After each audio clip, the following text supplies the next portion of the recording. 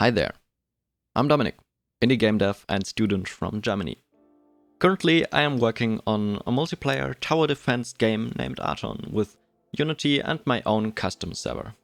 Wishlist on Steam today. I started with Photon for Unity as off-the-shelf networking solution, but jumped over to my own one because I wanted to control all my systems and wanted to have server-authorized game logic. I rewrote my own server the last 4 months, and after writing network code for my own game from the ground up 2 times now and implementing an existing solution 1 time, I think I can say that I have at least a bit of experience to help you find the best fitting solution for your project. First, let's get one thing very clear. Writing network code is less hard than people imagine it to be. It's a challenging thing to do, absolutely, and you will need some time to wrap your head around it. In the end, it's mostly a bit more time-consuming to plan and learn, but not utterly difficult. But still, it's another challenge, and if this is your first bigger game, I would definitely advise you to either keep it single-player or local multiplayer, or at least use the existing solution if it has to be multiplayer. Focus on your main game first, challenge yourself, but not to an exhausting degree. It's about the fun after all. Now, with this clear, let's jump right in. The first question you should ask yourself would be, how will my game be used? What do I want it to be? If you plan on just playing with some friends and family, and definitely not publishing your game ever, I would definitely advise you to use Photon or Dots once it arrives, or any other multiplayer networking frameworks. With that, you will save yourself a lot of headache, and most of those frameworks will stay free as long as you don't have a lot of people playing on it. And even if you plan on selling your game, at least the frameworks that don't require self-hosting will allow you for pretty easy scalability, and the pricing is designed in a way that will allow you to cover the costs with the earnings from your sales for quite some time. Going this easier path is nothing to be ashamed of. Writing something working with those still is quite the accomplishment. Now, if those are easier and still pretty affordable, why go with the custom architecture? Why even bothering writing own network code, wrapping your head around it? Well, that could have multiple reasons. First, you might like the challenge. It's an awesome thing to be able to say that you wrote all your network code yourself. It can be a fun process, and people that like planning out and executing a bigger project will most definitely find their fun here. Learning how the internet operates at a lower level and directly implementing it is an awesome way to understand how the most important tech of our century works. Secondly, maybe you want to stay in control of everything.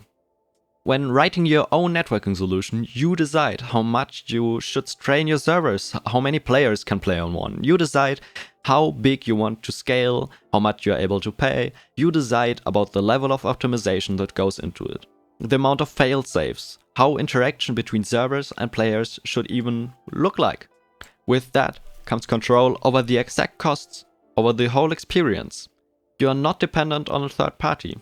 There is no one that could shut down their services and your game with it. Ask the people that use UNet. That will be shut down in 2022. Third, you are able to do server-side logic. All of the networking frameworks either support on-server logic in a very restricting fashion or don't at all. Many support syncing positions, rotations, animations, basically the main features built into most common game engines.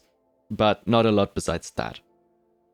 This leads to the need of executing all gameplay logic on one master client, and you will make yourself dependent on the internet quality of this client. This solution is working, but not safe, and just weird peer-to-peer in the worst case. When designing your own solution, you can design it directly around your game and locate it at a place where no modder has any control over it.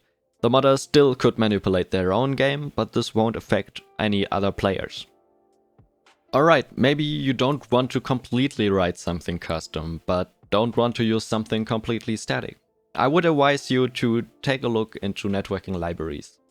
They trade a bit of simplification for losing a bit of control over the low-level code, but leave you a lot of room for anything else.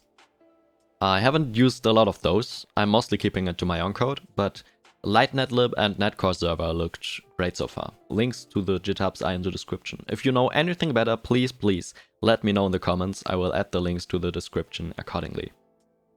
Now let's summarize. Pre-made solutions are most easy to implement and often designed to offer what most people need. They are mostly free for personal use and still in reach for commercial games, but they are not as flexible as you might need them to be. Custom solutions can wrap directly around your game and will offer anything you need, since you can just implement it. They offer the best anti-cheat, since you could check the validity of any action server-side. They will most likely be more affordable to host, but require more work in return. They can be made easier by using libraries that take care of the very low-level networking code.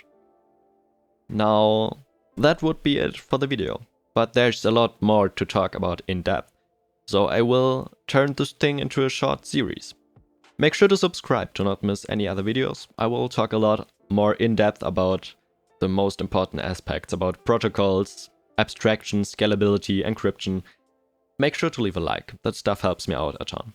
I will be active in the comment section and on Twitter if anyone wants to continue talking. See you on the next one.